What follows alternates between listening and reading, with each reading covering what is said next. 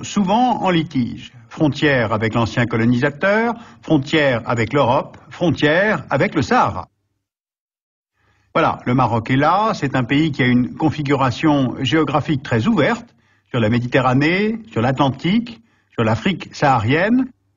Alors, allons d'abord voir la frontière au nord.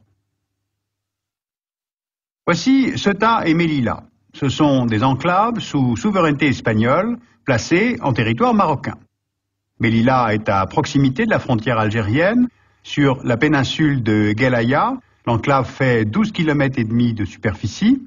Elle avait été conquise par l'Espagne en 1497, soit 5 ans après la fin de la Reconquista. Et l'objectif, c'était de protéger l'Espagne des incursions des Maures qui pouvaient venir de la mer. Ceuta est à 250 km plus à l'ouest, presque en face de Gibraltar. Elle fut un califat, puis un émirat, avant de passer sous souveraineté espagnole en 1640. L'enclave est au bout de la péninsule marocaine de Yebala, elle fait 20 km², c'est un port espagnol, et c'est cette frontière-là que tentent de franchir les candidats à l'émigration vers l'Europe. On voit bien ici sur cette carte le no man's land entre le Maroc et l'Espagne. Et bien sûr, le statut de ces enclaves, les points de vue entre Rabat et Madrid sont à l'opposé. Le protectorat franco-espagnol sur le Maroc a duré de 1912 à 1956, et pour Rabat, ces enclaves sont des vestiges de l'occupation coloniale. Il y a d'ailleurs analogie avec la situation de Gibraltar, qui est britannique, et que Madrid veut récupérer sous sa souveraineté. Mais de l'autre côté, dans la logique espagnole, ces présides, comme on les appelle, ont une existence qui précède la fondation du Maroc moderne. Et d'ailleurs, on observe que ces deux enclaves n'ont jamais figuré au comité des territoires à décoloniser aux Nations Unies, tout simplement parce qu'ils étaient sous souveraineté de l'Espagne avant la formation de l'État marocain. Alors, cette situation est paradoxale. Le commerce maroco-espagnol est intense, tout comme la coopération antiterroriste entre les deux pays, mais le litige sur les enclaves reste entier. Maintenant, allons voir la frontière au sud. Pour le gouvernement marocain, le pays fait 713 000 km².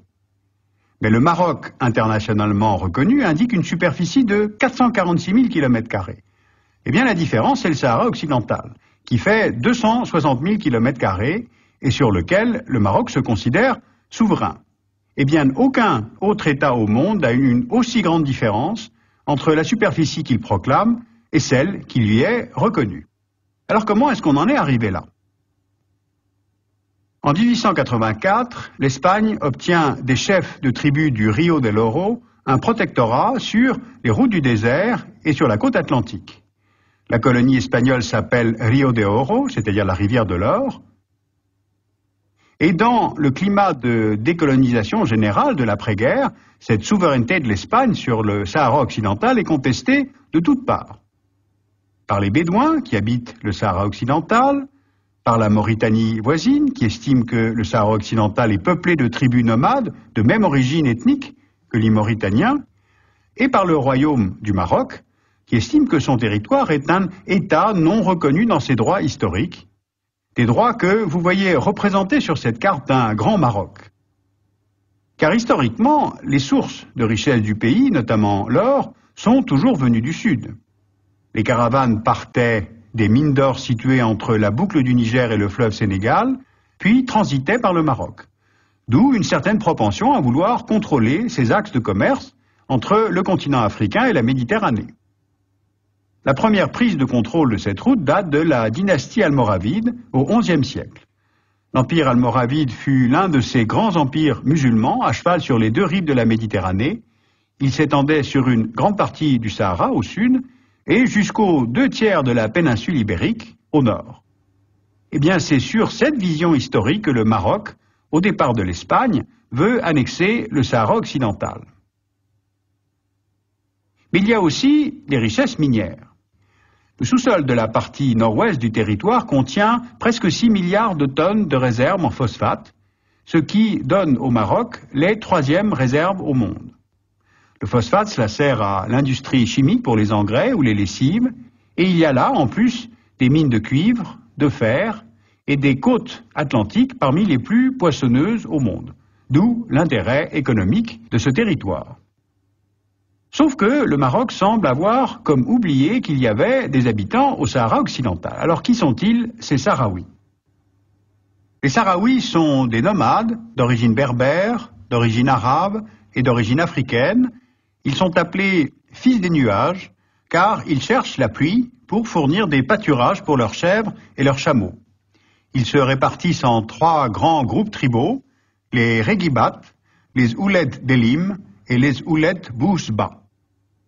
Les Sahraouis avaient revendiqué leur autonomie politique auprès du colonisateur espagnol et ils vont maintenant se retourner vers les nouveaux occupants en créant le Front Polisario, c'est-à-dire le Front populaire de libération du Sagui El Amra et du Rio del Oro. Lorsque l'armée marocaine investit le Sahara occidental au départ des Espagnols, le Front Polisario se lance dans une guérilla. Le front est soutenu par l'Algérie, qui accueille à Tindouf les militants sahraouis et les nomades qui fuient la guerre. Le Polisario proclame en 1976 l'existence de la République arabe du Sahara démocratique, qui est reconnue par 73 États, et l'ONU condamne l'occupation marocaine et se prononce pour l'autodétermination du Sahara occidental. À partir de là, on peut comprendre l'évolution de ce conflit en le découpant en 3 phases. Pour empêcher les raids conduits par le Polisario, l'armée marocaine construit un mur de sable renforcé par des champs de mines. Une deuxième phase va permettre de passer aux négociations. Un cessez-le-feu est signé entre le Polisario et le Maroc en 1991 grâce aux Nations Unies et Rabat accepte l'organisation d'un référendum sur l'autodétermination du Sahara occidental sous le contrôle de l'ONU. Troisième phase, pour voter, il faut recenser. Et se met alors en place ce qu'on a appelé la guerre des listes, les 2 parties ne parvenant pas à trouver un accord sur le corps électoral. Le Maroc veut compter plusieurs tribus installées dans le sud marocain, soit à peu près 65 000 personnes de plus à recenser, ce que refuse le Polisario, estimant que leur vote est gagné d'avance pour leur attachement au Maroc. Les Nations Unies ont tenté de relancer le processus en confiant plusieurs missions à l'ancien secrétaire d'État américain James Baker, qui a finalement interrompu sa médiation en juin 2004. Alors où en est-on aujourd'hui? Eh bien pour le Maroc, le Sahara occidental est marocain, comme d'ailleurs l'affichent toutes les cartes officielles du pays. La région s'inscrit dans les 16 régions administratives qui forment le royaume. Le Maroc a déjà investi à peu près 3 milliards de dollars sur presque 30 ans pour aménager des logements, des infrastructures dans cette nouvelle province. Mais le Polisario, qui a été renforcé en 2004 par la reconnaissance de la République sahraoui par l'Afrique du Sud, le temps ne semble plus jouer en sa faveur. Sa survie dépend de sa victoire au référendum, voire de sa simple organisation. Donc il tire parti de ces constants reports. Le mouvement semble en position de faiblesse, ne serait-ce que démographiquement, avec l'afflux constant de Marocains venant s'installer au Sahara occidental. Alors chaque parti préfère en fait attendre plutôt que de courir le risque d'être battu au référendum. Au sud, la poursuite de ce statu quo arrange en fait tout le monde. Or, des frontières incertaines, ça favorise des courants islamiques politiques pour qui l'État n'a pas de légitimité absolue, puisqu'il voudrait accéder à une nation islamique dans un Maghreb unifié. Et au nord, ces enclaves espagnoles sont des territoires européens. Ce sont des voies pour le passage de la drogue, pour le trafic humain, avec des milliers de victimes chaque année, et cela concerne directement la politique de migration de l'Union européenne. Or, Madrid est indifférente à la contradiction. Elle ne veut pas céder Ceuta et Melilla au Maroc, alors qu'elle réclame Gibraltar au Royaume-Uni.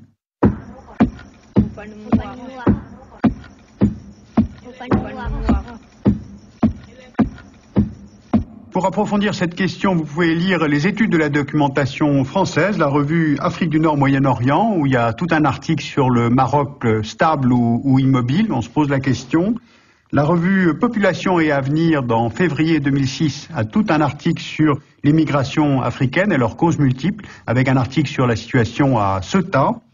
Les éditions de l'Harmattan ont publié L'insurrection sahraoui, de la guerre à l'État, 1973.